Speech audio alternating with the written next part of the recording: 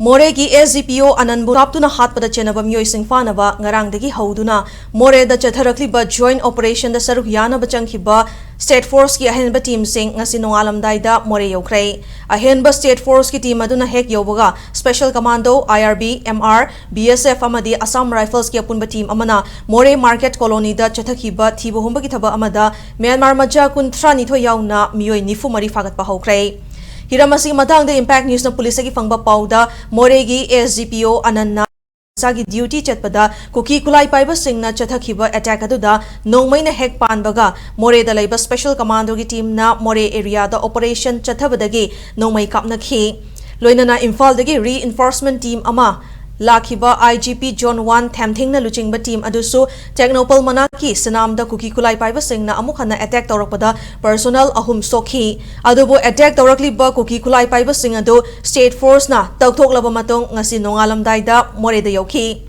Thobal District Police ki Additional SP Operation Wangkhomba madi Special Commando ki OC Bebekananda na luchingba ahenba State Force ki team aduna Moreh hek yobaga ngarang SDPO na nongmai kaphiba mafam kanan veng yaungna Moreh Bazar ki colony da Pak sana thibo humba ki thaba du chathakhi Thiba humbadu da Bazar colony da kuki nifu mari leirambadagi fagatuna verification tawbada miyoi kunthra nithoidi Myanmar macha oramkhibani Faraba miyoi sing adugi mathakta logi thabak sing laukhanaba Moreh Police Station da sinakrai loinana haujikso SGPO Anangi mihada sida chenaba miyoi sing fanaba State Force na Assam Rifles amadi BSF loinana thabak kaya laukhali hairi